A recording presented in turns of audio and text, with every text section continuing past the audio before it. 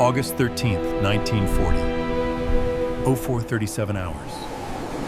The wind howls through the lattice masts of the Ventnor radar station, cold and heavy with sea mist.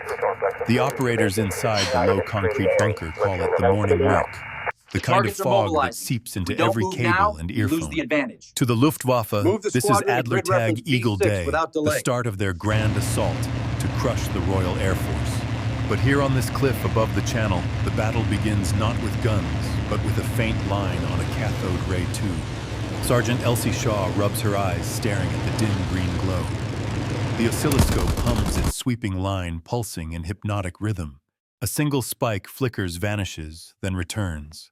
Echo on bearing 150, she mutters, jotting coordinates into the logbook.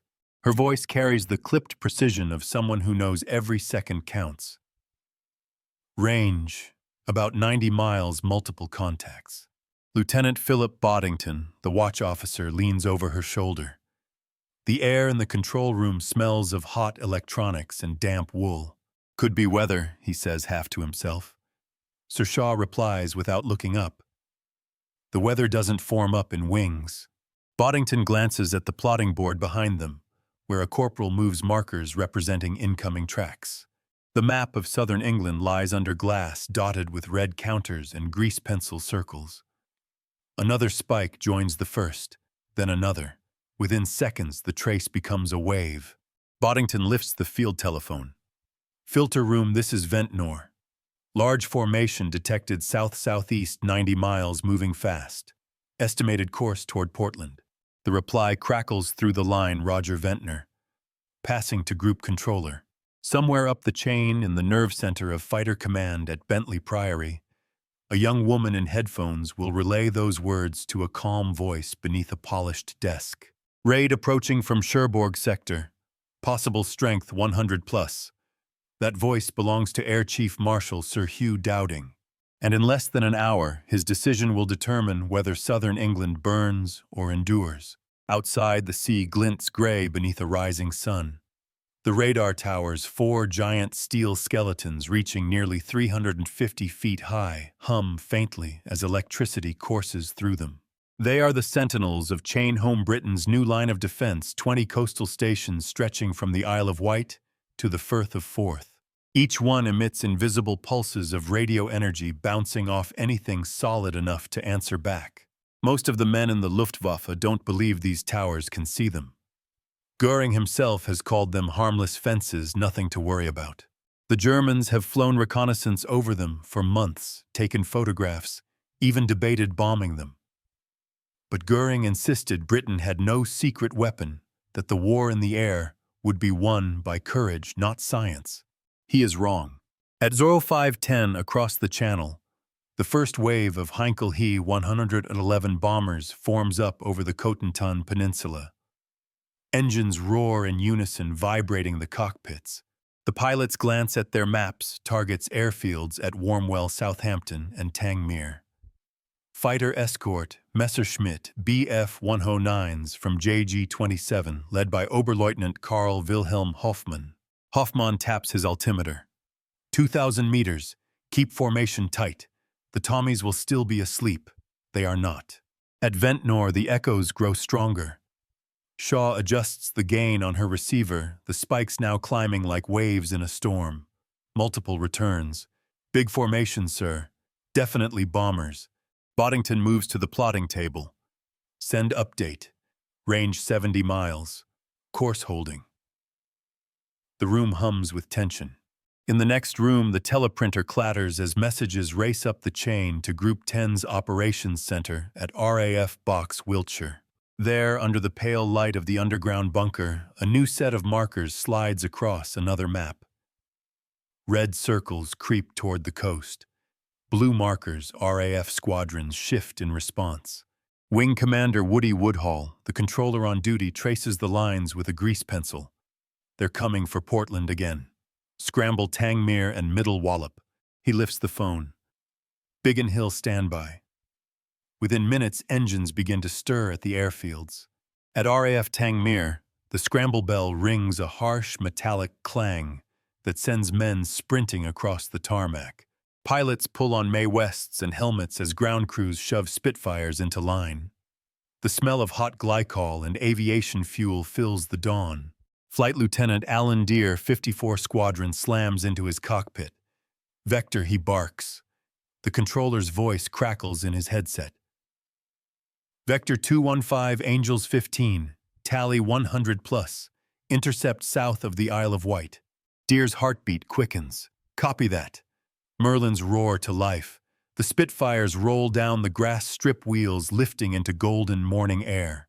Beneath them, radar masts flash silver in the sun, the unseen eyes guiding them toward the enemy. In the Ventnor bunker, Shaw keeps her gaze fixed on the screen. The echoes now stretch across the range arc. They're splitting, she says quietly.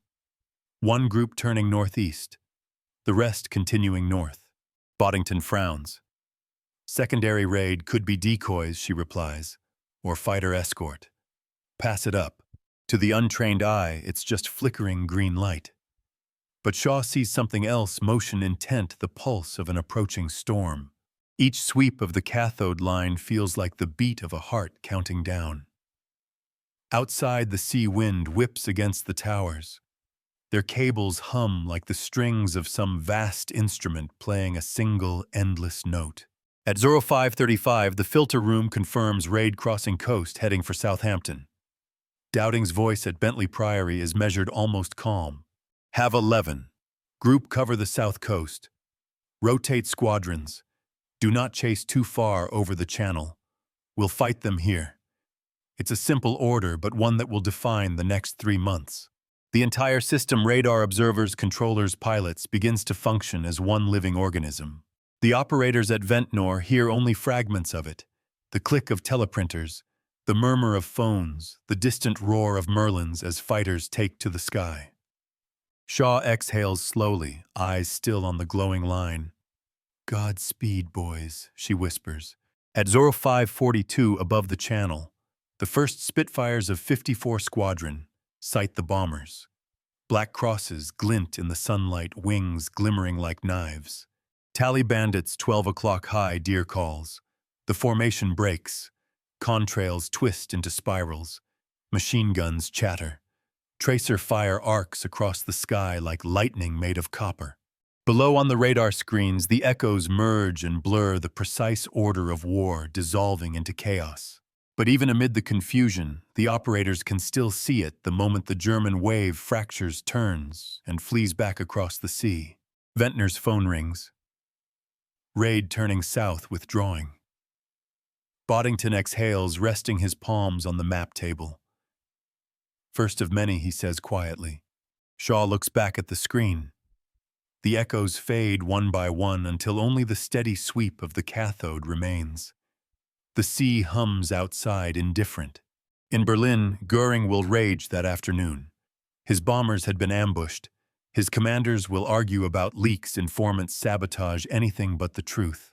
That Britain has eyes that reach beyond the horizon. And tonight, as darkness falls over southern England, those eyes will open again. It is still morning over southern England, but inside the great hall of Bentley Priory, the world hums with the pulse of war. Teleprinters chatter without pause, telephones buzz and clatter, and the smell of ozone and cigarette smoke fills the air. Beneath a vaulted ceiling once built for aristocratic banquets, young women in uniform bend over plotting tables, sliding colored markers across a vast map of Britain and the Channel. This is the filter room, the mind of fighter command, and at its center stands Air Chief Marshal Sir Hugh Dowding. Tall, austere gray eyes fixed on the glass plotting board like a chess player studying the endgame. He knows what the operators at Ventnor cannot, that across the entire south coast, the same scene is unfolding in parallel, a living system of eyes and nerves he has spent 4 years building. Report from polling, sir, an officer says. Raid 32, crossing near Worthing, altitude 15,000 feet. Dowding nods once. Very good. Pass it to Park at 11 Group. He'll vector squadrons accordingly. The officer hurries to the side table where Air Vice Marshal Keith Park, commander of 11 Group, leans over a second map. Park's tone is sharp, almost clipped, a commander accustomed to juggling chaos. We'll send Tangmere and Kenley to intercept. Tell Hornchurch to hold reserve. Every message, every order passes through layers of people, wafts at telephones, duty controllers with headsets, runners carrying slips of paper. From the coastal radar stations to the observer corps towers inland, the data converges here in real time. On the wall above the map, a giant clock ticks relentlessly. Colored lights mark sectors: red for raids in progress, yellow for uncertainty, green for clear skies. It looks chaotic, but to Dowding it is perfect order. He moves to the balcony overlooking the operations floor. "Gentlemen," he says quietly to his staff, "this is what we built it for. The system is holding. Only a handful of men in this room know how precarious that is. Chain Home Britain's radar network is an experiment crude by later standards, revolutionary by those of 1940. Each station can detect aircraft more than 100 miles out, but only in range and bearing, not height. It is the fusion of radar with ground observation telephone lines and the RAF's sector controls that turns data into action." Dowding had fought the Air Ministry for years to fund it. Now, as the echoes on those green screens translate into squadrons in the sky, he feels vindicated, though the satisfaction is buried beneath fatigue. He looks toward the plotting table again. "What's the strength estimate now?" A WAF corporal answers, voice steady despite the din. "Raid 42, sir. Approximately 150 aircraft. Bombers with fighter escort." Dowding's expression doesn't change. "They're coming for the airfields again." Park nods grimly. "We'll bleed them over Sussex." Far below them in the sector operations room at Uxbridge, another group of controllers repeats the choreography on a smaller scale. There, Air Vice Marshal Trafford Lee Mallory coordinates the northern defenses. His temper is short, his methods aggressive. Scramble Duxford Wing, they'll hit the Thames estuary next. Telephones ring again. Every command post is alive with voices calm, rapid, precise. Across England, pilots sprint to their fighters. Dowding watches the system in motion, radar detections cascading into plotted raids. Sector controllers scrambling squadrons, observer corps confirming visual contact. It's a symphony of information synchronized by discipline and nerve. He allows himself a quiet thought. They called it my folly. Let's see them call it that now. Outside the Priory, the morning air hums faintly. On the lawn, lines of telephone cables snake into the earth, connecting this mansion to every radar mast and airfield from Cornwall to Kent. Trucks come and go carrying spare parts, couriers, and messages marked most secret. A guard at the gate, barely more than a boy, straightens as a staff car passes, recognizing the occupant by his cap, Prime Minister Winston Churchill. The car halts, gravel crunching. Churchill climbs out, cigar already lit, and makes his way to the command balcony. The noise hits him like a wall. "Good God, Dowding," he mutters, peering down. "It looks like the inside of a telephone exchange." Dowding offers a thin smile. It is exactly that, Prime Minister, an exchange of information and lives. Churchill watches the markers move across the map. Tiny symbols glide toward the coast, blue meeting red, then vanishing. Every movement represents dozens of men in the sky. "So this is how you fight them," Churchill says softly. "Not with numbers, but with knowledge." Dowding nods. "If we can see them coming, we can choose where to fight. That's the difference between victory and annihilation."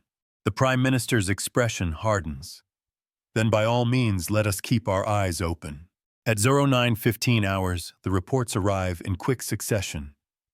Enemy bombers intercepted near Southampton. Raids turning back over the channel. Minimal damage to ground installations. The room exhales as one. Churchill watches as red markers retreat west across the map. "Remarkable," he murmurs. "And the Germans still don't understand what we've built." Dowding shakes his head. "They think it's luck or angels." Churchill grins. "Then let's not tell them otherwise." But the strain on the system is already beginning to show. Cables overheat. Radar operators collapse from exhaustion. Some stations like Rye and Poling have been hit by bombs and operate from backup huts. The Luftwaffe has realized that the strange towers along Britain's coast are not mere obstacles, yet their commanders still underestimate them. In France, Goering stands in his mobile headquarters near Calais, maps pinned to canvas walls. "Our reconnaissance shows these radio towers are primitive," he says confidently to his staff. "We shall destroy the airfields and the fighters. Then the towers will be useless." His subordinates nod. No one contradicts him. Meanwhile, in the shadows of the English coast, the operators of Chain Home continue to listen to the invisible. At 10:20, a runner bursts into the operations room at Bentley Priory. "Sir, new contact from the Wash.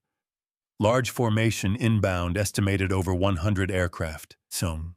Dowding turns to Park. Again, Park checks his watch. "They'll keep coming until we break." Dowding's reply is quiet but firm. "Then we won't." He signals to the communications officer. "Scramble Hornchurch. Send 74 Squadron and warn Biggin Hill. The day's only begun." The teleprinters start again. The WAFs slide new markers across the board. The web of lights, lines, and voices spins faster. Dowding stands at the map's edge, hands clasped behind his back, eyes fixed on the moving counters. To anyone else, it's a blur of numbers and lines. To him, it's the rhythm of survival proof that his fragile network of machines and minds is holding an empire together by the width of a radio pulse. Outside, above the cliffs and the channel, the sky is already filling with wings. The channel gleams under a hard August sun, bright enough to burn through haze and cloud. From above, it looks calm, a mirror between two nations.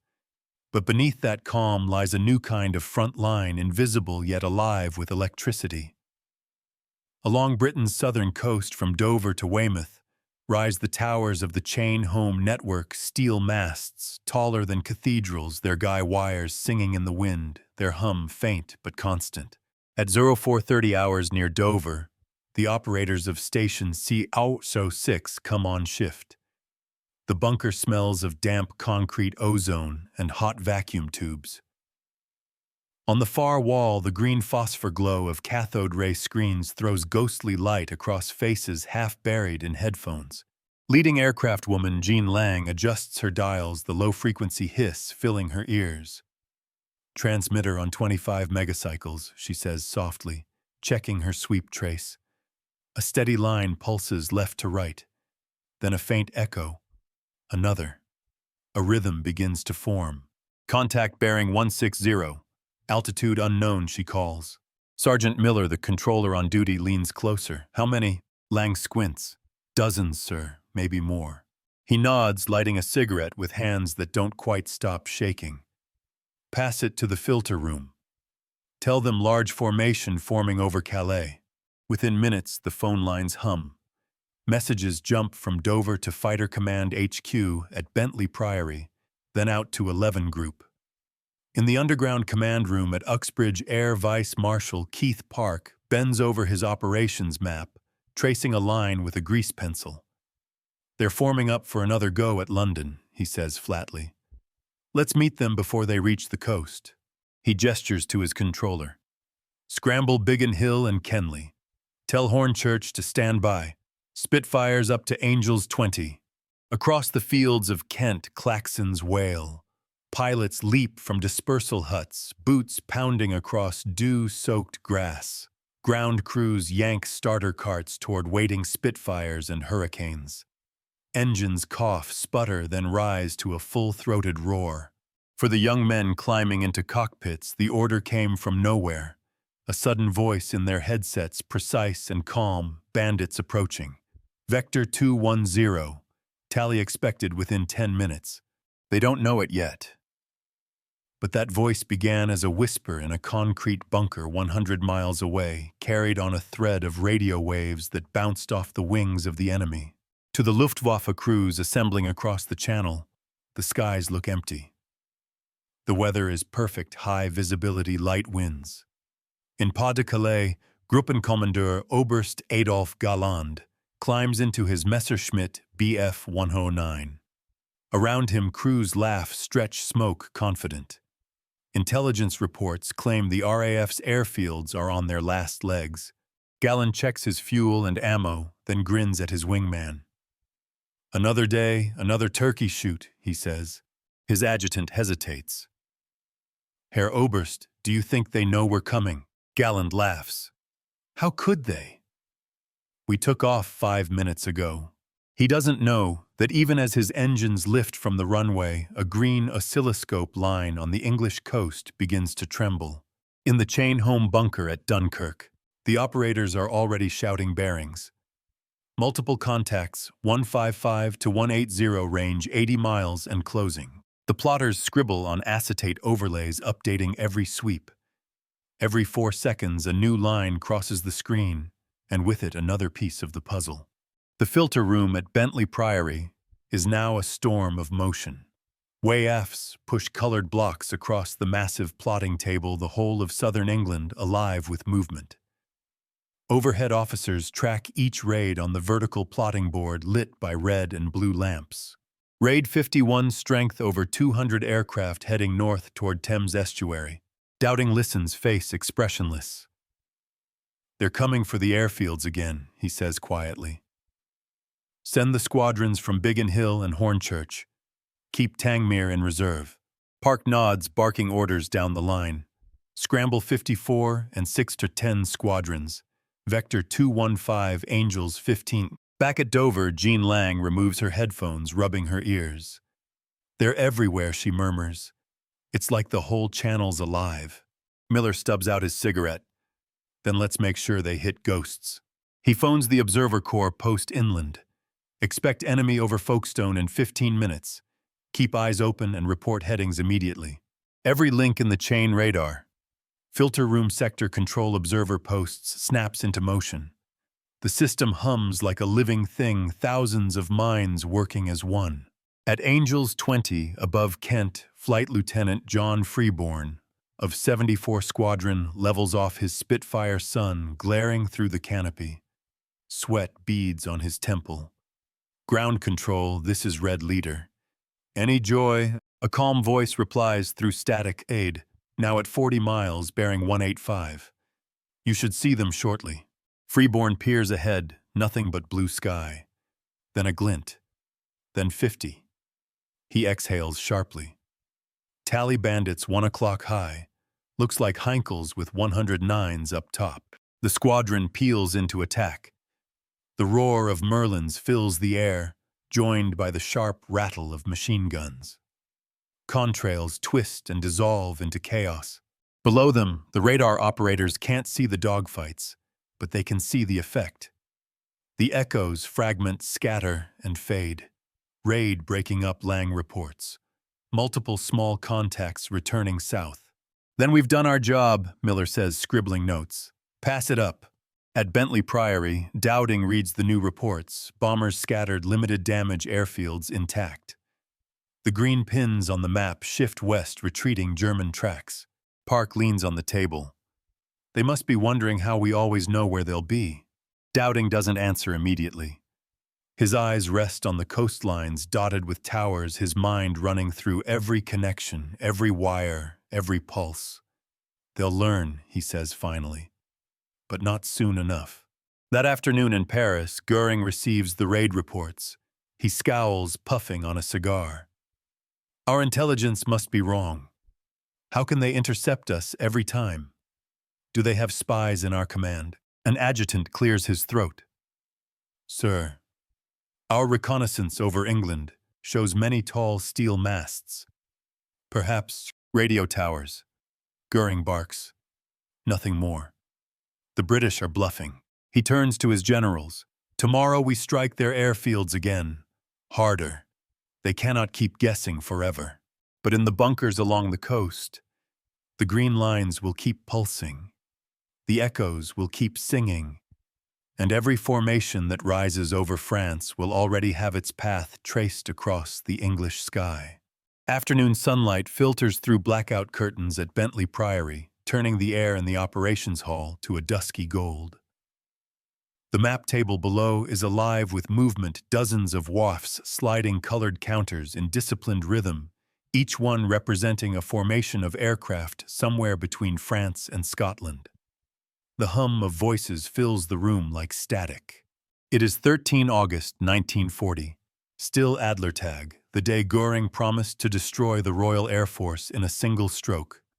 Instead, his bombers are returning in pieces, and the reason stands right here, the filter room, a place few in Britain even know exists. At the center of the room, a circular map of southern England glows under angled lamps. Green and red markers trace the paths of enemy and friendly formations. Around it, half a dozen women in headset harnesses work the telephones, their clipped voices reporting bearings, ranges, and altitudes. On a raised dais above them, Group Captain Edward Addison watches through cigarette smoke, expression calm but eyes sharp. Raid 42 confirmed crossing coast near Dungeness, one of the WAF's calls. Addison nods. Pass to Group 11. Tell them bombers in strength estimate 100 plus. He turns to his adjutant. What's the next plot from Ventnor? Updated 30 seconds ago, sir. Multiple echoes, looks like another formation forming over Le Havre. Addison exhales slowly. They're throwing the lot at us today. The filter room is the unseen heartbeat of Dowding's entire system, where information from radar ground observers and radio intercepts converges cleaned of confusion, then sent back into the sky as precise orders. Every echo on a radar screen becomes a line here cross-checked, tagged, and assigned to a sector controller who will scramble fighters in response. To the uninitiated, it's chaos. To the trained, it's choreography. A runner rushes in from the teleprinter alcove, clutching a slip of paper. New raid forming over Calais. Addison takes it, glances once, and passes it to the plotting table. Mark raid 46. Red triangle. Track heading north-northwest, altitude 15,000 feet. Range 80 miles and closing. Within seconds, a red marker slides across the board. On a second map in 11 Group headquarters at Uxbridge, the same symbol appears by telephone relay. Above that map stands Air Vice Marshal Keith Park, ready to turn information into action. At Biggin Hill, the scramble bell rings again. Pilots sprint to their Hurricane's engines, coughing into life. The ground shakes under the weight of it. Vector 210 Angels. 12 the controller calls. Up they go, guided by nothing they can see, only by the invisible web spun from these rooms. Back in the filter room, the lines on the map begin to converge. Each red track is a raid. Each blue circle is an intercepting squadron. The operators call out altitudes, directions, and strengths in clipped tones that sound more like music than speech. Raid 46 now crossing coastline near Folkestone. Raid 32 breaking up south of the Isle of Wight. 74 Squadron engaging over the channel. Plot confirmed. The rhythm continues without pause. It's not glamorous. It's not loud. But this, the hum of radios, pencils, and chalk, is how Britain fights for its life. Upstairs in his office, Dowding studies a separate, larger map, one that shows not the hour's battle, but the entire week. Colored threads mark raids, responses, losses. The data is grim, the RAF is holding, but just barely. His aide enters quietly. Sir Churchill is on the telephone. Dowding picks up the receiver, voice low. Prime Minister. Churchill's tone is grave but warm.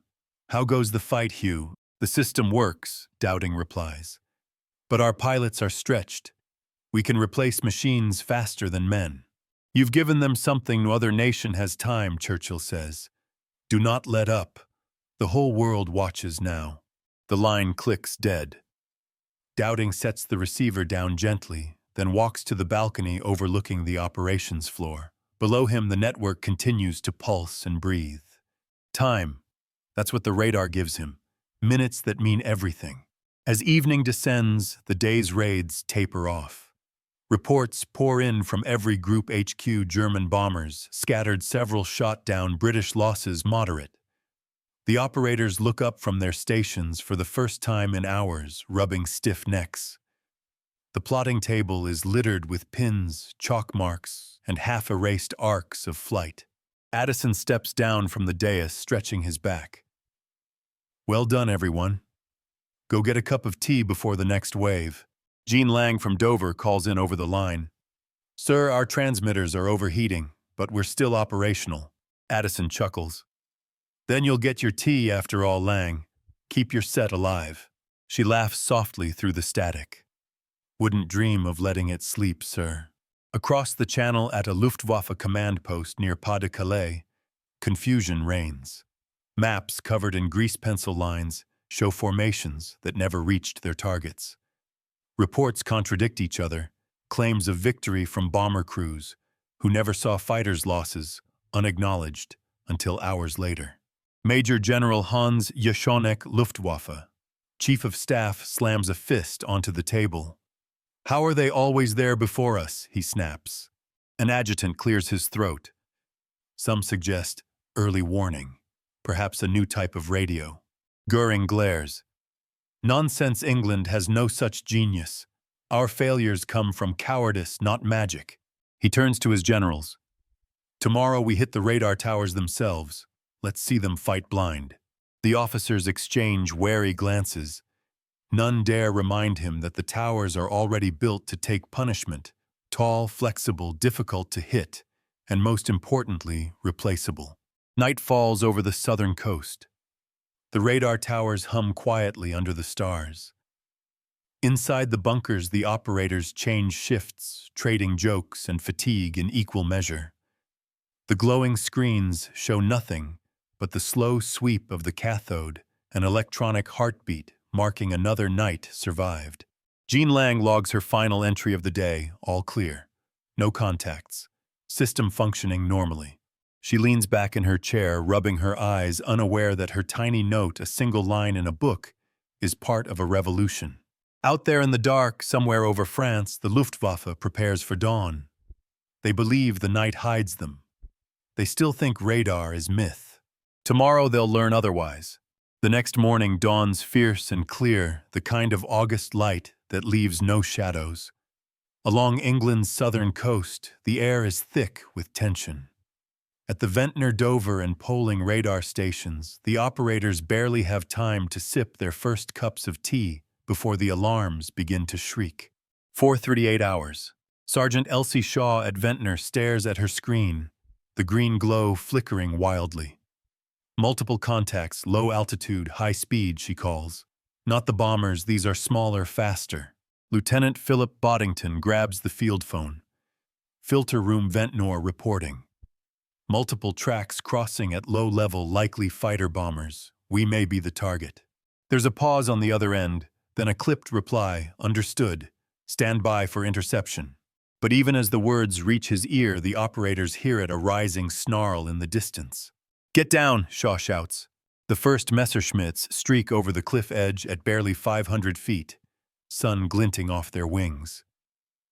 MG-17s chatter in long, raking bursts. The room shakes as rounds tear into the transmitter hut above. Dust falls from the ceiling like snow. Power to the transmitter is gone. Someone yells. We've lost antenna 3. Boddington slams his fist on the desk. Switch to the reserve generator. Keep that receiver alive. Outside, the world erupts in noise. Bombs crash into the cliffside, flinging shards of rock and twisted steel into the air. The towers sway but hold. Their latticework frames absorb the blast, bending but not breaking. Smoke pours from the control shack cables, snapping like whips in the wind. Inside the bunker, Shaw keeps her headphones pressed tight, the room vibrating around her. We're still getting returns on 2 channels, she gasps. Weak but readable. Boddington grins through grit-streaked teeth. That's all we need. 50 miles up the coast at Poling, the story repeats. A formation of Bf-110s dives out of the sun, dropping bombs that burst in the sand beside the transmission masts. The shockwave sends operators sprawling, ears ringing. Direct hit on the north mast, a corporal shouts. Can we still transmit? Negative, sir, but receiver 3 is still online. In the corner, a young operator, barely 18, steadies her shaking hands and turns the gain knob. The trace flickers, fades, then returns. She exhales slowly. We're blind in one eye, she murmurs, but we can still see. Back at Bentley Priory, the filter room is chaos. Reports pour in faster than they can be processed. Ventnor hit. Polling station damaged. Rye off the air. Raid crossing Dover, 20 aircraft strafing runs. Dowding stands by the map table, his jaw tight. They're after the towers now, he says quietly. Park keep the squadrons over the south coast. Don't let them have the freedom to loiter. Park's voice is firm. Understood. Scramble Tangmere and Biggin Hill. Send 64 and 111 squadrons to cover the coast. Within minutes, the sky answers. Hurricanes and Spitfires climb in pairs, their wingtips cutting through the morning glare. Above Ventnor flight, Lieutenant Alan Deere of 54 Squadron banks hard through a column of smoke eyes narrowing. I see them low-level aggressing south. His wingman pilot Officer Collins spots the flash of silver ahead. Bandits 2 o'clock low. Let's clean them up, Deere snaps, diving after the retreating Messerschmitts. The air tears at his face as he presses into the dive. The range closes fast. He squeezes the trigger. 8 303 Brownings roar tracers lacing across the enemy's path. One of the BF-109s explodes in a flare of orange and black. The other jerks violently, smoke trailing as it dives for the channel. Deere pulls up sharply, the G-forces crushing him into his seat. Ventnor, this is Red Leader. Your towers are still standing. Looks like the bastards missed. By noon, the immediate attacks subside. The radar masts stand battered but upright, cables torn and huts burning. Yet most stations remain operational. Engineers arrive within hours, replacing destroyed components with spares hoarded for exactly this purpose. The system is wounded, but not blind. In the Ventnor bunker, Shaw wipes blood from a small cut on her temple. We never lost complete contact, she tells Boddington almost in disbelief. Even during the hit, we tracked the withdrawal. He nods, exhausted. Then Chainholm lives. They both glance up at the ceiling. As another low rumble passes overhead, the sound of British fighters chasing stragglers back across the sea. At Luftwaffe 2 headquarters in Pas-de-Calais, General Kesselring studies the morning's reconnaissance photos. Smoke curls from his cigarette as he frowns. They're still operational. His intelligence officer nods. We observed minor structural damage, but the stations continue to transmit. Kesselring taps the map with his pencil. We hit them again tomorrow. Goering's voice booms from across the tent. No. Enough of these towers. They're decoys meant to draw us away from real targets. We'll finish the RAF on the ground. No one argues. At Bentley Priory, Dowding reads the decrypted Enigma intercept later that evening, a message ordering the Luftwaffe to shift focus from radar stations to airfields. He allows himself the smallest smile. They think it's pointless to keep bombing the masts, he says to his aide. Let them. Park, standing beside him, shakes his head. We were inches from losing coverage today. If they'd kept at it. Dowding nods slowly. Yes. But they didn't. And that, he says, turning to the window where the setting sun glows red against the horizon, is the difference between instinct and insight. That night, the crews work by lantern light to patch shattered cables. Ventnor's south mast leans slightly, cables taut as bowstrings, but the generator hums back to life. The oscilloscope flickers green once more. Sergeant Shaw sits back in her chair, headphones on, eyes fixed on the steady sweep. For the first time in 12 hours, the screen is clear, no spikes, no chaos, only the hum of readiness. She smiles faintly. Still watching, she whispers to no one. Out beyond the dark sea, engines rumble faintly, reconnaissance planes perhaps, or scouts searching for weakness. But on this night, Britain's coast does not sleep. The towers hum like tuning forks beneath the stars, a choir of silent sentinels waiting for dawn. Tomorrow the war will return to the skies, and the men who mocked radar will still have no idea what's seeing them first. The morning sky over England is glass blue, the kind of deceptive calm that only comes before something terrible. The radar stations hum steadily, still scarred from yesterday's attacks, but alive. Inside their bunkers, operators sip tea from tin mugs, trying to shake the fog of sleepless nights.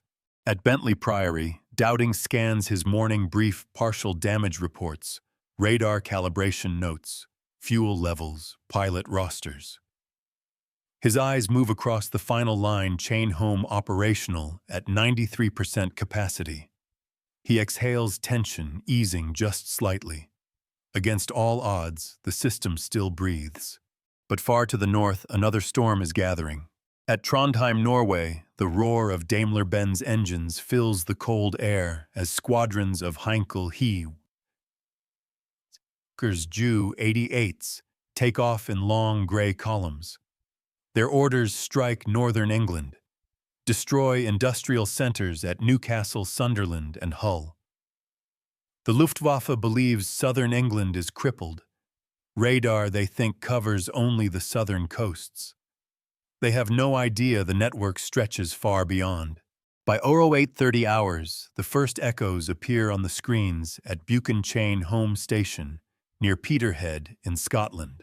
Corporal Mary Anderson rubs her eyes as the sweep returns another cluster of spikes. Contacts bearing 135, range 120 miles, altitude high, she calls. Sergeant David Leith, her supervisor, leans over. That's a big one. Multiple returns. Log it. She writes quickly, then adds, estimate over 100 aircraft, possibly 2 waves. Leith frowns. Heading southeast, that's our industry line. Get it to Bentley Priory now. Within 2 minutes, the message races through telephone wires southward, passing through filter rooms, map boards, and cables humming with life. At Fighter Command headquarters, Dowding and his staff study the new reports. A Northern Raid Park asks. Dowding nods. From Norway by the look of it. They've misjudged our coverage. Chain Home North picked them up the moment they crossed the coast. Park smiles grimly. Then let's show them Scotland's not sleeping. He picks up the phone. Scramble 13, group. Tell Acklington and Catterick to intercept. Within minutes, the quiet northern airfields explode into motion. Hurricanes roar to life, pilots racing to climb into the thin blue sky. The order spreads like wildfire. Raid approaching Tyne Sector, Angels 18. Vector 090. At Acklington Flight, Lieutenant Peter Brothers of 32 Squadron tightens his oxygen mask. His Hurricane rattles with the power of its Merlin III engine. He can feel the vibration through his boots like a heartbeat. Control, this is Red 1. Heading to intercept. Any joy. The reply crackles through static, large formation range 40 miles, closing fast. You'll meet them head on. He looks out across the sky, nothing but blue. Then a shimmer.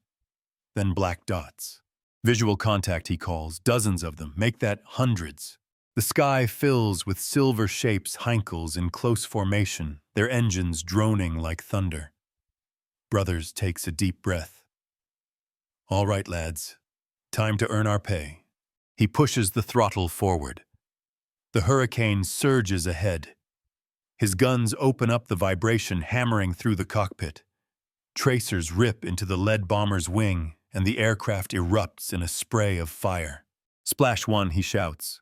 Break left. The formation dissolves into chaos. Explosions bloom in the sky, contrails twisting into spirals. Back at Buchan, Anderson listens to the chatter in her headphones, bursts of coded RAF traffic, half buried in static. Looks like they've made contact, she says quietly. Leith nods. Keep tracking the rest of them. Any second wave. She adjusts the dial. The screen pulses, faint echoes returning. Second formation confirmed. Coming in behind the first. Same bearing. Leith whistles softly, so they think lightning strikes twice. He keys the transmitter. Buchan to Fighter Command. Additional raid inbound, estimated 50 aircraft, same route. Minutes later, Spitfires from 72 Squadron climb from Catterick to meet them. In the skies above northern England, the battle rages. Bombers drop their payloads blindly through flak and smoke. Explosions ripple through the outskirts of Sunderland, but most miss their marks. The defenders were waiting. From his cockpit, Brothers watches another bomber fall, trailing smoke that stretches for miles. "Good shooting, Green 2, he calls over the radio.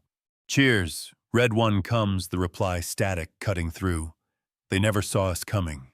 By noon, the German formations are breaking off their fuel running low, their escorts lost to the melee. At Trondheim hours later, the returning air crews are silent. Over half their bombers are missing. General Stumpf, commander of Luftwaffe 5, slams his hand on the operations table. They were waiting for us, impossible. We came from the north, they couldn't have known. His intelligence officer clears his throat. "Herr General, perhaps the English have radar further inland than we believed." Stumpf glares at him. Radar cannot see across the sea, it's science fiction. But his eyes betray uncertainty. Back at Bentley Priory, the filter room is calm again. Dowding stands over the map, watching the last red markers drift back toward the sea. Park joins him, rubbing his temples. The north held, damage minimal. Dowding nods. "They're beginning to see it, Keith, not yet clearly, but they sense we have something they don't understand." Park grins faintly. Let them chase ghosts. Below them, the map table glows faintly in the dim light. The red and blue markers frozen mid-motion, a strange, silent ballet of data and courage. The operators exhale in relief. Another day survived. At Buchan, Anderson removes her headphones and scribbles the final note in her log. Raid repelled. Radar contact lost at 14:23. All systems functional. All systems. Leith stretches, smiling. They came from the Arctic and still couldn't surprise us. Anderson nods. Feels like we're finally one step ahead. Outside, the steel towers stand motionless against a northern sunset, their cables glowing faintly in the orange light. The war in the air has changed forever, though few yet realize it. Tomorrow, the skies over southern England will burn brighter than ever, and the chain home network will be tested as never before. But tonight, across every coast from Dover to Dundee, Britain's silent eyes are open and unblinking. August 18th, 1940. The hardest day. The day breaks hazy and windless over the south coast, the kind of still morning where sound carries for miles. Seagulls wheel lazily above the cliffs near Tangmere, unaware that by midday the sky will be alive with fire. It is Sunday, August 18th, 1940, later remembered as the hardest day. The Luftwaffe is throwing everything it has, nearly 800 aircraft across 3 Luftflotten, aimed at crushing fighter command once and for all. In the Ventnor bunker, Sergeant Elsie Shaw leans over her screen. The familiar hum of the transmitter fills the air. "Echoes forming over Cherbourg again," she says. "Multiple formations, altitudes between 12 and 18,000. Lieutenant Philip Boddington moves to the plotting board. Range, 80 miles and closing fast. He doesn't hesitate. Filter room Ventnor, we've got major activity. Multiple waves heading northeast toward Portsmouth." The line crackles back, acknowledged. Passing to Group 10. The order ripples outward like an electric shock through the veins of Britain's defense network. At Bentley Priory, the teleprinters chatter. At Uxbridge Park's controllers start marking red counters across the map. Raid 67, forming strength 200 plus. Tangmere and Kenley to intercept. Park glances at the clock. Scramble now. Every fighter we can lift. Within seconds, the calm of the English countryside erupts into motion. At Tangmere, the scramble bell clangs. Pilots bolt from the dispersal hut, boots pounding the grass. Engines whine, propellers bite into the air, and the scent of oil and exhaust fills the morning. Flight Lieutenant Johnny Kent of 303 Polish Squadron slams into his Hurricane, pulling the straps tight. His ground crew gives a thumbs up and the aircraft leaps down the runway. "Control, this is Kent 1, Vector." The reply crackles in his headset. "Raid bearing 180 Angels 15. You'll have company. Tangmere to be hit. Kent grimaces. Roger that. He climbs through 10,000 feet, the channel glittering below. The poles fly tight on his wing, disciplined, eager, fierce. Ahead, dark specks on the horizon. Bandits 12 o'clock, he calls. Looks like Heinkel's. Let's dance. The Hurricanes plunge headlong into the bomber stream, guns flashing. Tracer fire tears through the morning light, catching one Heinkel's wing. It disintegrates, spiraling into the sea. Hit one down, Kent shouts. Then watch those 109s, they're diving. Above them, the sky explodes into chaos. Inside the Tangmere control bunker, the room vibrates from distant explosions. The radar echoes are now a blur, dozens of spikes merging into a storm. Contacts merging at range 15 miles, the operator reports. Looks like multiple engagements. Keep transmitting to Group 10, the controller replies. And tell Park we're under heavy attack. At that moment, bombs begin to fall on the airfield. The first wave hits the perimeter road, the second the main hangars. The ground shakes. A mess hut collapses in a roar of dust. But even as Tangmere burns, new fighters lift from other fields. West Hampnet, Warmwell, Middle Wallop, all guided by that unseen hand, that chain of green echoes stretching from coast to coast. At Ventnor, Shaw and Boddington listen to the reports flooding back through their headsets. Tangmere hit hard, says one voice. Several airfields engaged, requesting reinforcements. Tell them we've still got eyes on, Boddington says. Raid 67 is splitting one group heading east, another turning north toward Biggin Hill. Shaw traces the pulses with her finger. They're trying to divide us. Then we divide them first, he mutters. Send word to 11 Group. Within minutes, Spitfires from Kenley Hornchurch and Biggin Hill take to the air, intercepting, before the bombers reach their second targets. Above Surrey, the air becomes a maelstrom. Contrails twist into white ribbons. Spitfires dive through bomber formations like falcons through flocks of crows. The radio is a blur of clipped words and static. Break left, tally Heinkel's 2 o'clock. Splash 1, repeat, 1 down. Flight Lieutenant Alan Deere rolls inverted, firing a burst that shreds a Dornier's tail. He pulls up hard, blacking out for a second under the G-force. When he levels out, smoke fills the horizon. Below him, the green fields of southern England are scarred by fire and craters. But the bombers are breaking formation, scattering, turning back. At Bentley Priory Park, leans over the map, his finger tracing retreating red markers. They're pulling out, he says quietly. Dowding nods. Casualties, high on both sides. But the airfields stand. Tangmere's damaged but operational. Dowding glances at the WAF plotters, their hands trembling, but steady as they move the markers westward. The system holds, he says softly. That evening, the sun sets over a Britain on fire. Tangmere smolders. Debris litters the coastline. Yet the radar towers still hum, the lines still transmit, and the green screens still pulse like heartbeats. In the Ventnor bunker, Shaw leans against the wall, exhausted. They hit everything they could find, she says. Boddington nods. Everything except us. Outside, the masts glow faintly in the dusk. One cable dangles loose, swaying gently in the sea breeze. Across the channel, Goering slams his fist onto the map table. 6 airfields destroyed, and yet their fighters still come every time. How? His operations chief hesitates. Herr Reichsmarschall, perhaps. These towers again. The English call it radar. Goering sneers. Nonsense, no machine can see through clouds or night. They're guessing. He turns to his generals. If they rely on gadgets, then we'll crush them the old way with strength. Tomorrow, London itself. But back in Britain, the operators prepare for the night shift. Tea kettles hiss. Headphones crackle softly. The cathode ray screens sweep their green arcs, searching, listening. To the men and women who keep watch. The system is more than wires and circuits. It's a living network of trust. Every heartbeat, every pulse means another minute to scramble, another chance to survive.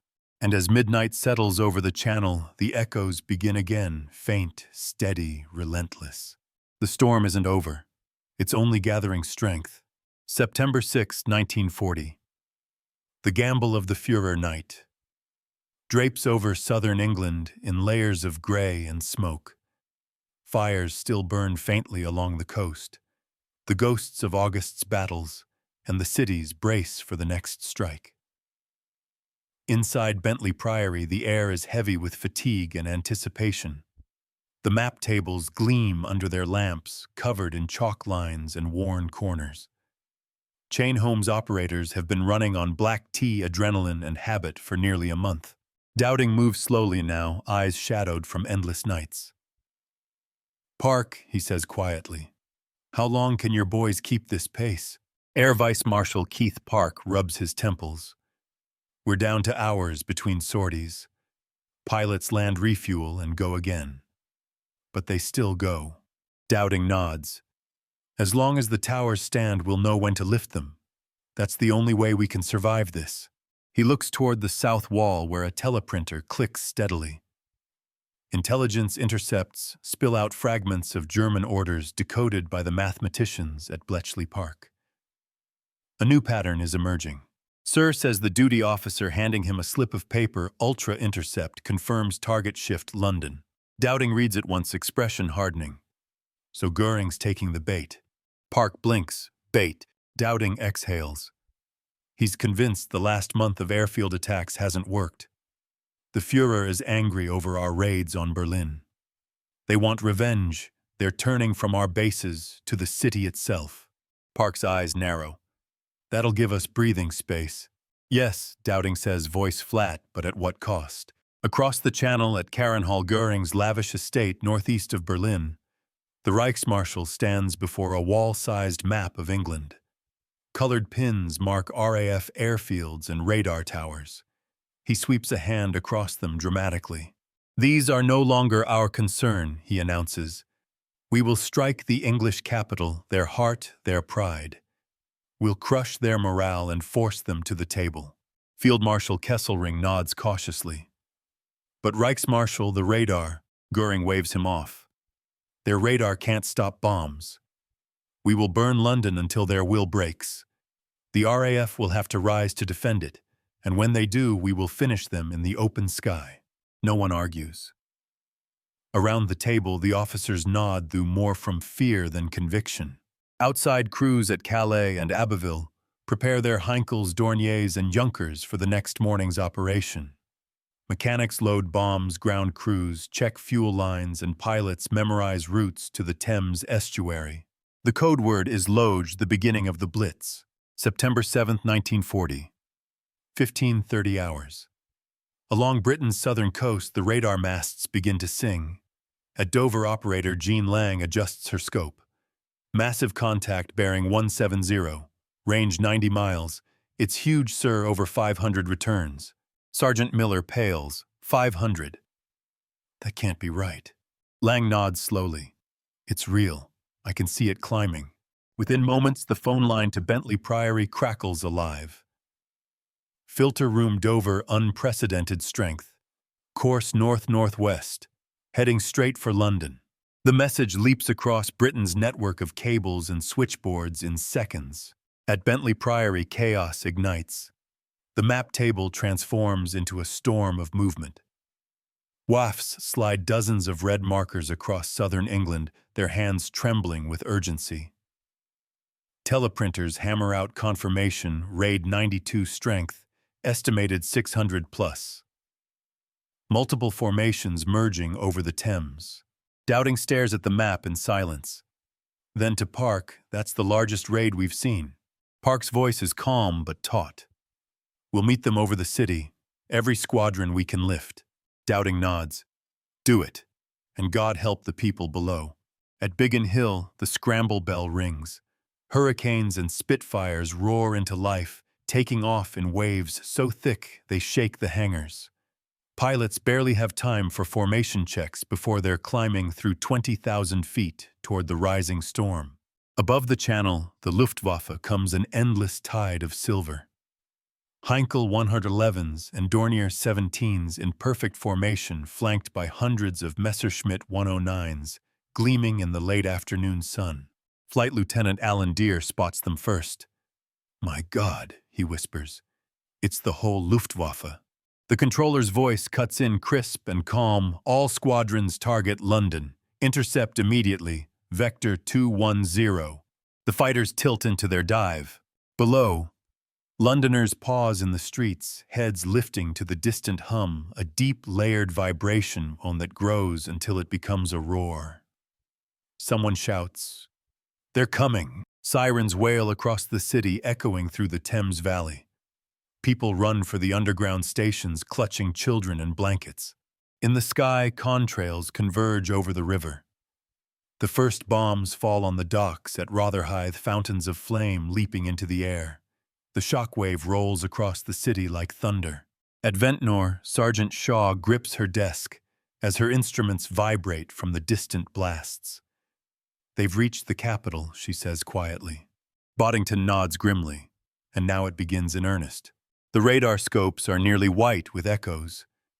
There's no separating raids anymore. The whole southern sky is alive. But even through the confusion, they can still see the moment the RAF's counterattack strikes.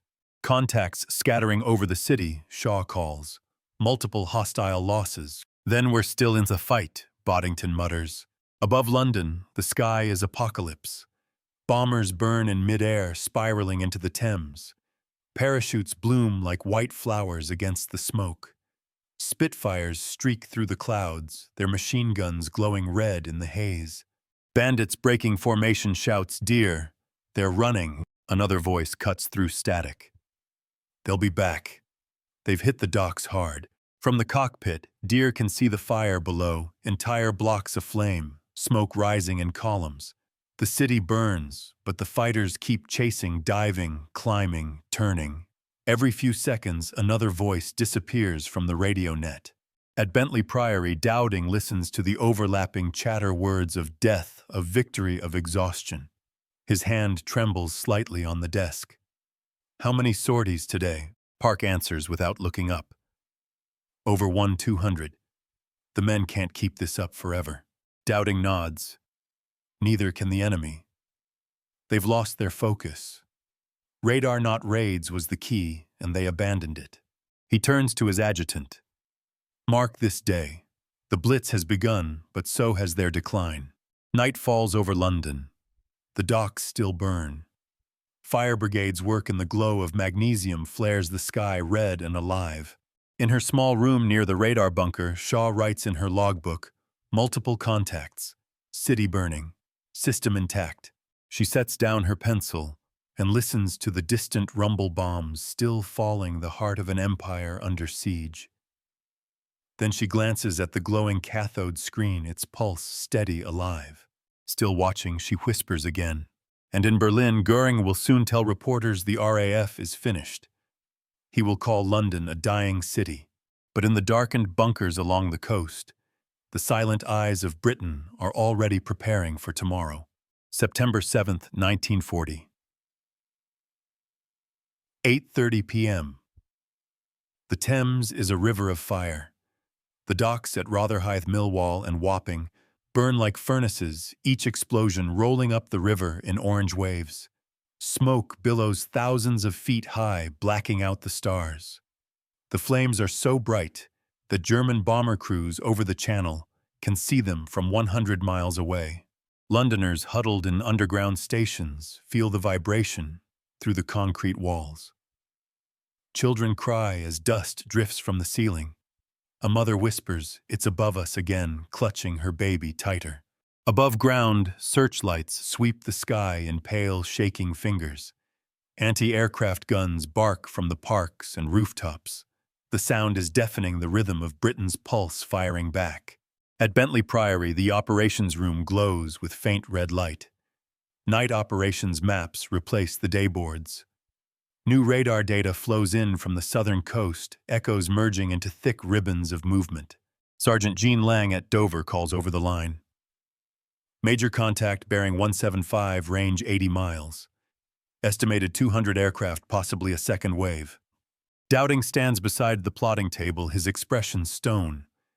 They're coming again to finish what they started. Park nods. Night raids, Hugh. They're adapting. Radar gives us warning, but in the dark, our fighters will struggle to find them. Then we guide them, Dowding replies. Use the beams, keep them on course. The chain home system wasn't built for night fighting, yet its signals still cut through the darkness. Operators track the German streams and feed coordinates to sector controllers who vector hurricanes and bowfighters into intercept courses. It's primitive half-blind combat, but it's all they have. At RAF Debden Flight, Lieutenant John Cunningham, one of the first pilots trained in night interception, sits in his bowfighter twin engines, idling low. His radar operator, Sergeant Jimmy Rawnsley, adjusts the dials of their newly fitted AI MEX radar, a technology so secret it's hidden under a canvas when parked. Rawnsley studies the green oscilloscope in the gloom. Contact. Range 3 miles bearing 215. Looks like they're climbing. Cunningham's jaw tightens. Let's have a look then. He pushes the throttles forward. The bowfighter lifts into the smoky night, heavy and silent. Below them, the city glows not from lights, but from fire. Columns of flame mark the East End, the docks, the warehouses. Even at 10,000 feet, the heat buffets the cockpit. Rawnsley squints at his screen. Still on them. Range closing 2 miles. 1 mile. They're ahead low. Cunningham peers through the dark. Then he sees it, the faint silhouette of a Heinkel He. Its engines glinting orange in the reflection of the fires below. Got you, he mutters, pressing the trigger. Cannon shells streak forward, and the bomber bursts into flame. It plunges toward the river, disappearing into the inferno below. Splash 1, Rawnsley says quietly. They circle back into the dark. In the Ventnor bunker, the echoes multiply. Sergeant Elsie Shaw adjusts her filters, wiping sweat from her forehead. They're splitting again, some heading northwest, maybe Birmingham. Lieutenant Boddington nods. Pass it to filter room. If they're branching, we'll wake 12 group. He pauses, listening to the muffled rumble outside. The air seems to shake with distant thunder, but it isn't weather. God help them in the city, he says softly. Shaw's eyes stay fixed on the glowing green trace. At least now we see them coming. That's something. Below London, the underground stations are full beyond capacity. Whole families lie shoulder to shoulder on the tiled platforms, blankets pulled over their heads. A bus conductor named Arthur Blake scribbles a note in his diary by candlelight. We're packed in like sardines. You can feel the ground move every time they drop another. The smell of dust and fear. People try to sleep. I can't. Somewhere above, the whole world's on fire. When the bombing finally stops near dawn, the damage is staggering. 8 miles of docks destroyed. Dead, thousands wounded, and a city transformed into a scarlet haze.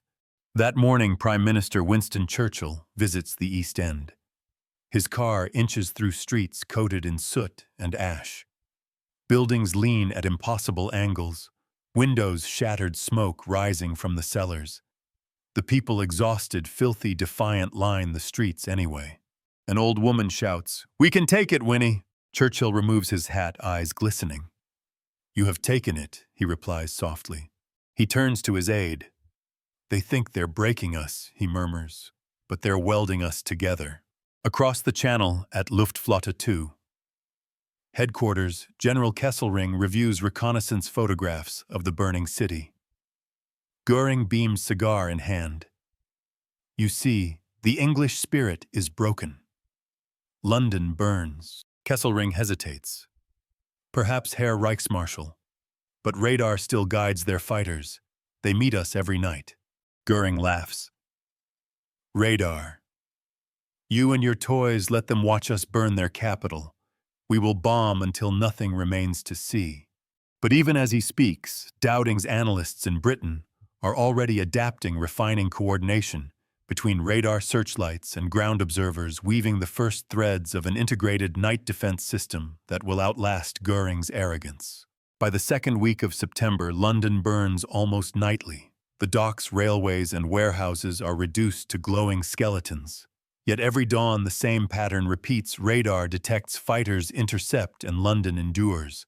In one of the surviving towers at Ventnor, Shaw finishes her log for the night. Continuous raids from 1900 to 0330. Visibility 0. Power fluctuations minimal. Chain home still operational. She puts down her pencil, hands trembling. The hum of the transmitters vibrates through the concrete walls, steady and unbroken. For all the fire in the world above Britain's eyes remain open. At Bentley Priory, Dowding looks out his window toward the faint orange glow on the horizon. Park stands beside him, silent. "It's terrible," Park says finally. Dowding nods. "Yes. But terrible is not defeat. So long as they fly, we'll see them. And if we see them, we can fight." Outside in the pre-dawn stillness, the masts along the coast catch the first weak light of morning. Their silhouettes stand tall against a sky still streaked with smoke, battered, blackened, but unbroken. The war in the air is far from over. But the moment of despair has passed. It is Sunday, September 15th, 1940. Clear skies over southern England, pale blue streaked with thin cirrus clouds. To those on the ground, it feels like a reprieve after weeks of fire and thunder. To Air Chief Marshal Hugh Dowding, it feels like the day the fate of the nation will be decided. At Bentley Priory, the operations hall is already alive by mid-morning. The great plotting map glows beneath its lamps, red and blue counters lined across the channel. Teleprinters hammer without pause. Voices blend into a steady hum, the rhythm of war fought through paper and wire.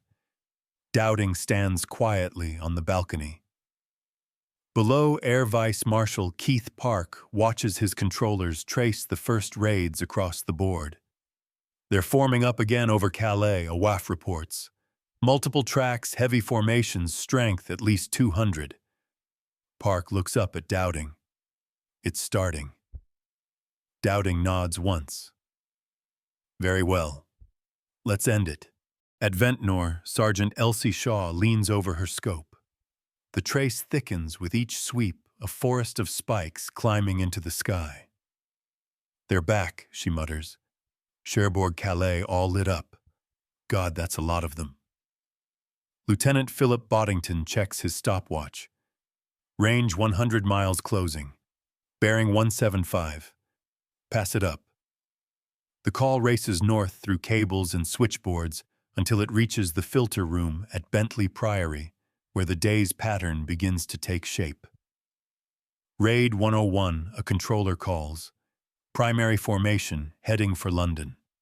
A second operator interrupts additional formation, detected possibly decoy, heading for Biggin Hill. Park's jaw tightens. They're throwing everything. Good. "Scramble the whole of 11 group." He points to the sectors marked in chalk.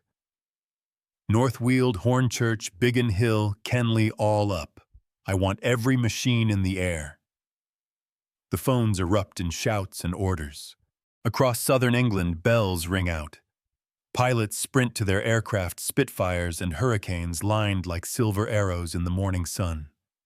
Ground crews wave them off, faces grim with pride.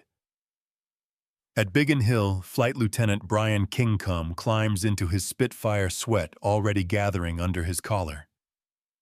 "Vector," he calls into the radio. A calm voice answers, 210 Angels, 15. "Intercept raid over the Thames estuary." Kingcombe pulls his mask down. "Let's go hunting." His squadron forms up, sunlight flashing off canopies, and they climb into the pale morning. At 11:30 a.m., the first German formations cross the coast. Hundreds of Heinkels and Dorniers in tight formation, their shadows rippling over the channel waves. Above them, Messerschmitt Bf 109s weave in loose cover, their fuel gauges already ticking down. Oberleutnant Adolf Galland, leading a group from JG-26, checks his watch. 30 minutes over target, he says to his wingman. "Make it count." The German crews are confident. Intelligence says the RAF is nearly beaten, its airfields crippled, its pilots exhausted. But then, as they near the Thames, the radio crackles with panic. Find Jaeger, enemy fighters many. Out of the sun, the Spitfires fall. In the air above London, chaos blooms like fireworks. Contrails twist, smoke trails curl through the bright sky, and engines scream at full throttle. The blue emptiness becomes a cathedral of sound, machine gun bursts, radio shouts, and the metallic howl of turns at the edge of stall. Flight Lieutenant Alan Deere dives through the melee guns, blazing. A Heinkel disintegrates under his fire fragments tumbling into the clouds. Splash one, he calls. Keep them off the city. Another voice shouts. Angels, 20, watch for 109s coming down. Deere rolls away just in time, tracers stitching through where his wing had been a heartbeat earlier. Too close, he mutters. On the ground, Londoners look up as hundreds of vapor trails twist and cross in the blue. Some cheer, mistaking dogfights for fireworks. Others hide, knowing that any moment something burning might fall from the sky.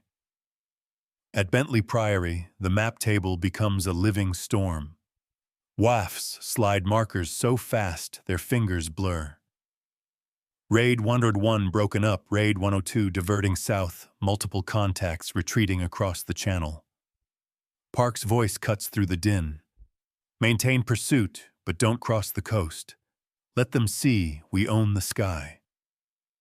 Dowding stands motionless on the balcony, watching the red pins drift backward toward France. This is it, Keith, he murmurs. We're turning them. By noon, the Luftwaffe's second wave forms over Calais, another 200 bombers desperate to finish what the first could not. But Chain Holmes sees them the moment they rise. At Dover, Jean Lang adjusts her gain control. New contacts. Range 80 miles. Looks like they're trying again. Sergeant Miller nods. Let them come. We'll wake 12 group this time. The call flashes through to Air Vice Marshal Trafford Lee Mallory at Duxford. Big wing time, he says with a grin. Scramble, 5619 and 242 squadrons. Within minutes, nearly 60 Hurricanes and Spitfires rise from the fields of Cambridgeshire, climbing into formation under the leadership of squadron leader Douglas Bader. Bader's voice crackles through the air. All right, boys, keep tight. We'll hit them as one. From below, the German bomber crews see them coming, a mass of fighters filling the sunlit sky. Panic ripples through the formation. Gunfire flashes from both sides. The big wing dives as one raking through the bomber stream, scattering it like leaves. Within 20 minutes, the second raid collapses. The sky above Kent becomes a graveyard of burning metal and falling parachutes. By late afternoon, it is over. The Luftwaffe breaks off. What remains of the bomber groups limps back across the channel, harried by RAF fighters until the last mile. At Bentley Priory, the noise fades. The teleprinters fall silent. Only the ticking of the wall clock remains. Park wipes his forehead, leaving a streak of grease and sweat. We did it, he says quietly. They turned back. Dowding doesn't smile, but there's a light in his eyes. They won't admit it yet. But this was the day. He looks down at the plotting table, the red markers retreating, the blue holding firm. The Battle of Britain is won, Keith. They just don't know it. That evening, Churchill visits the underground operations room. The air smells of sweat and hot metal. He gazes at the exhausted WAFs, their uniforms stained, their hands trembling over telephones and pencils. You have never been so few, he says softly, and done so much. Dowding and Park exchange a glance. Outside in the cool dusk, the radar towers stand silhouetted against the dying light. The hum of their transmitters is steady, almost peaceful now. Through those towers, Britain had seen its enemy coming, and that sight had saved her. At Ventnor Shaw writes the final line of the day's log, multiple raids repelled. All stations operational. Chain home functioning as designed. She sets her pencil down and listens. The sea murmurs beyond the cliff. The sky is quiet. For the first time in months, the silence feels like victory. But she knows tomorrow the echoes will return. The green screen will pulse again, and as long as it does, Britain will still be watching. October arrives cold and clear, carrying the smell of damp leaves and smoldered cities.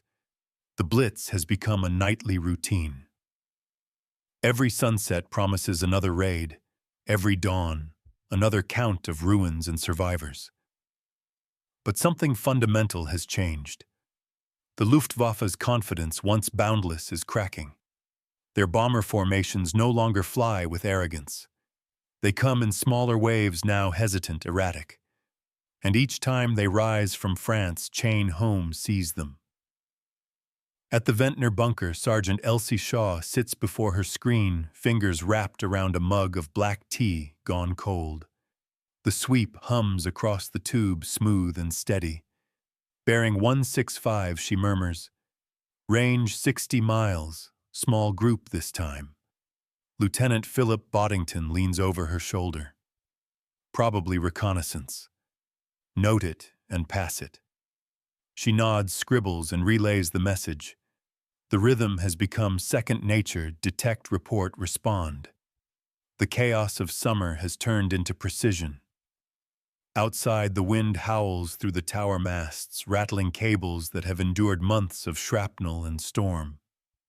Each steel frame, once mocked by the enemy as Britain's electric fence, now stands as a symbol of survival. At Bentley Priory, the operations hall feels different too. The once frenzied energy has cooled to something deliberate, almost clinical. The map table still glows with red and blue markers, but there are fewer of them now. Air Chief Marshal Hugh Dowding watches from the balcony.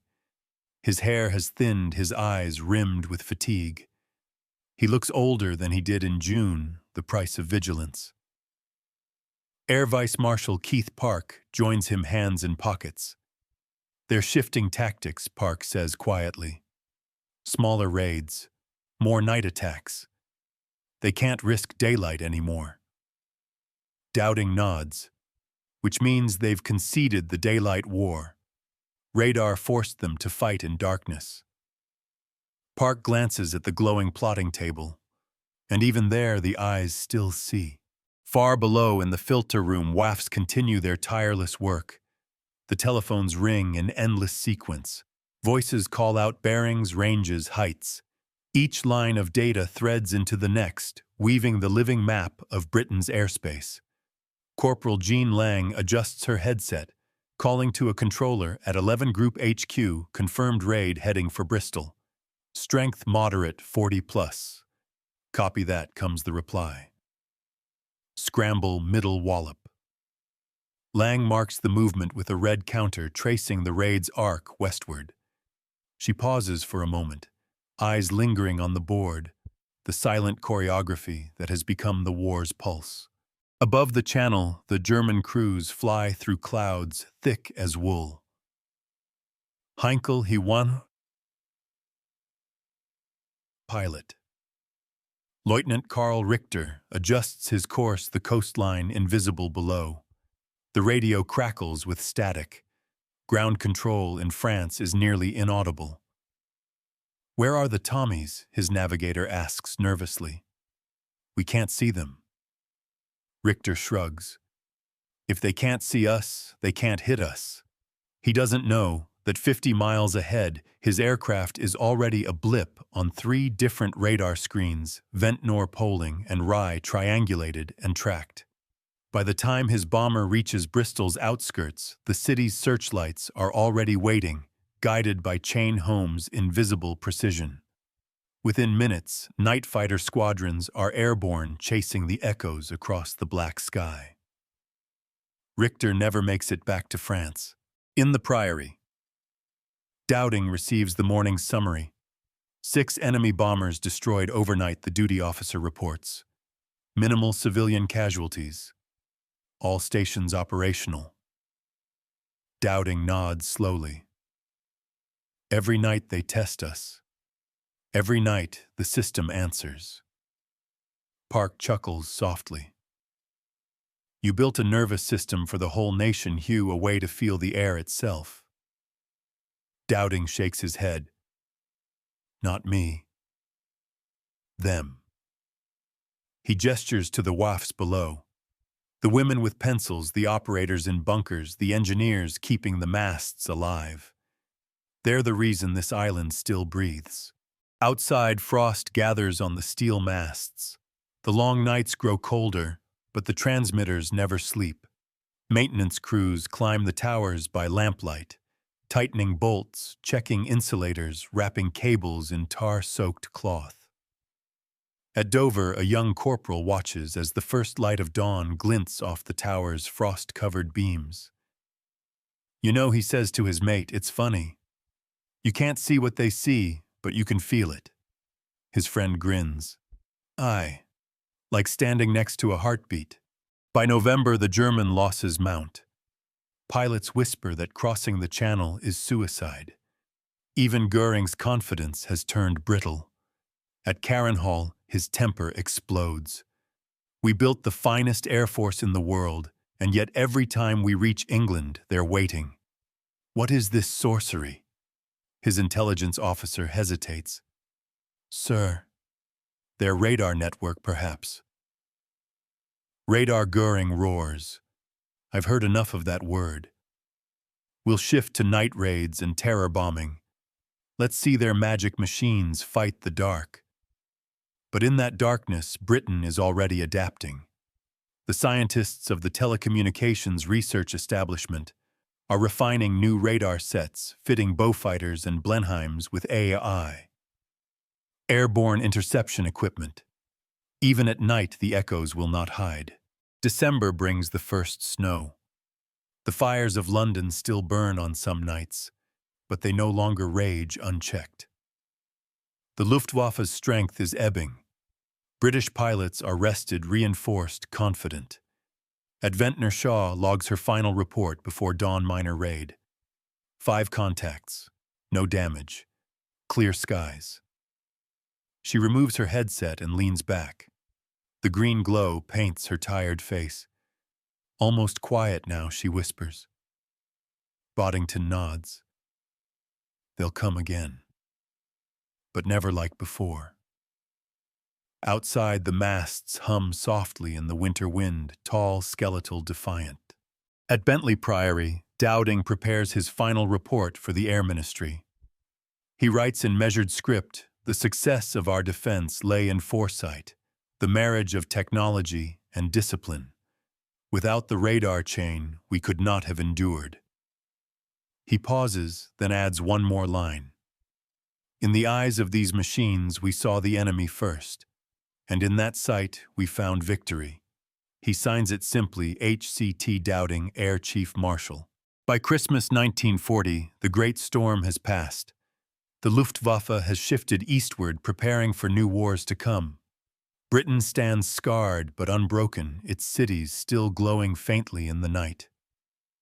From the cliffs above the channel, the radar towers gaze silently toward France. Snow collects on their beams. Their signals pulse out into the gray sky, invisible, endless, searching, guarding, watching. January 1941. The nights are long, the days brittle and pale. The winds off the channel cut through the cliffs of southern England, rattling the frost-covered lattice towers of Chain Home. The war continues, but something in the air has changed, not the cold, not the fatigue, but the certainty. For the first time since Dunkirk, Britain believes it can endure. Inside the Ventnor bunker, Sergeant Elsie Shaw adjusts her headset. The cathode screen hums softly, the green trace sweeping across its face like a heartbeat. Only faint flickers tonight, stray aircraft weather, returns the rhythmic whisper of a nation watching the sky.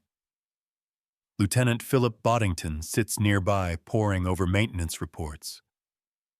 "They're building new stations up north," he says absently. "Chain home low.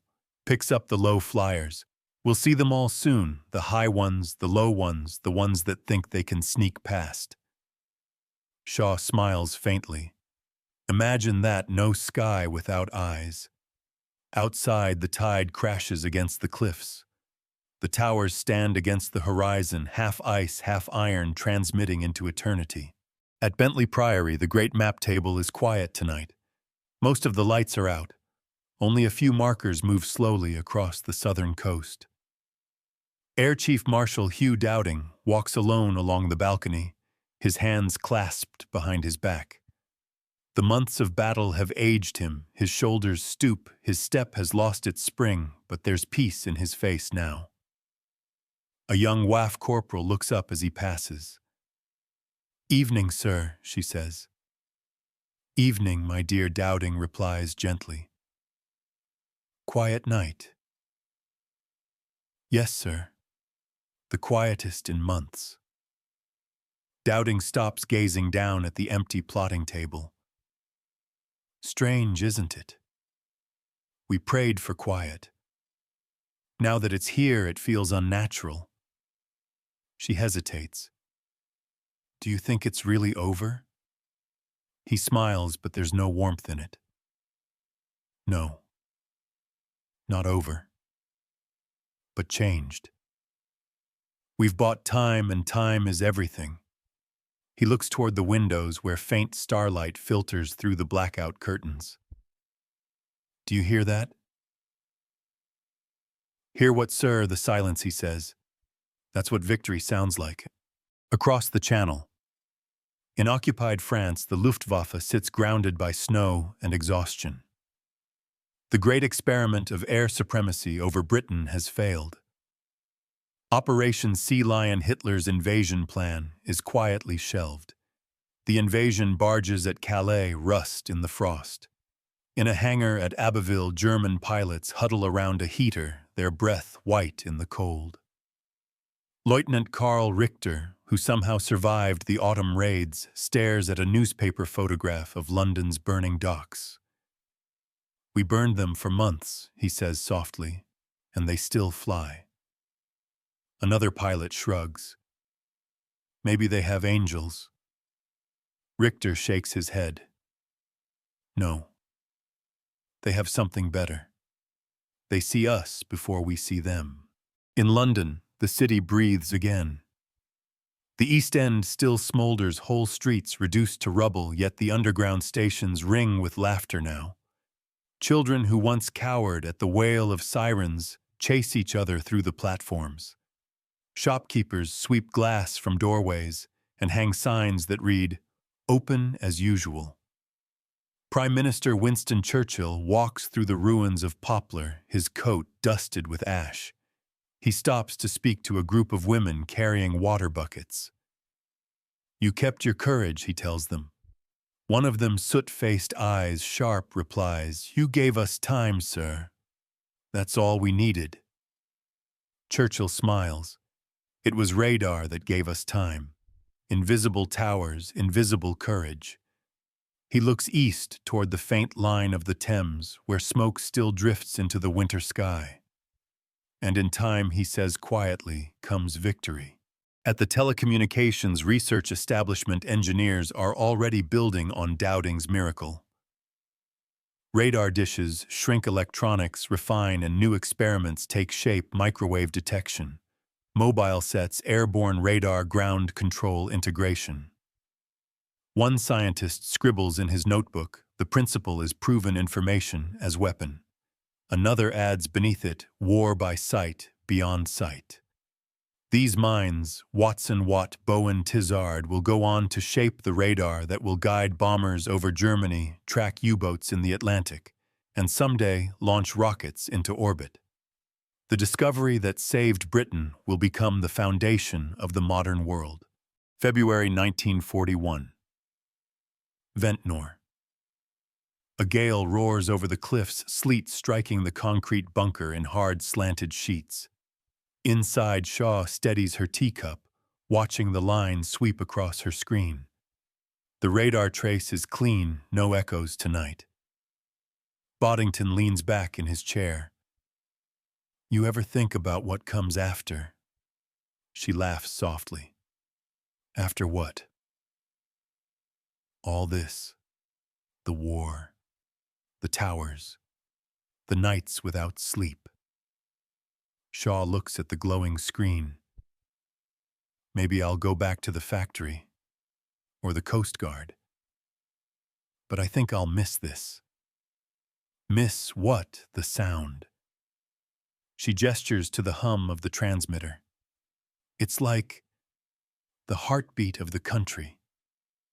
Boddington nods slowly. Aye. Let's hope it never stops. In his final report to Parliament that spring, Dowding writes, "The outcome of the Battle of Britain cannot be measured in bombs dropped or aircraft destroyed. It was a victory of information, of science joined with courage. The radar chain allowed our forces to meet the enemy not in blind chance but in chosen battle. That is the future of warfare." He closes the folder, signs his name, and sets it on the desk. Then for the first time in months, he allows himself to rest. That night across England, the radar stations hum beneath the stars. The echoes on their screens fade into background noise, the whisper of a world that for now is safe. The green traces sweep steady and patient like a pulse that refuses to die. Above the channel, the wind moans through the empty skies once filled with smoke and steel. The war will rage on in the Atlantic, in Africa, in the frozen wastes of Russia, but the line that held here in the air over Britain has become legend. For in that summer of 1940, when invasion seemed certain and darkness inevitable, an invisible wall of energy and will rose along the coast, a chain of towers, a chain of mines, a chain of hope. And from that chain came the first true glimpse of a new kind of war, one fought not just with guns and planes, but with sight itself.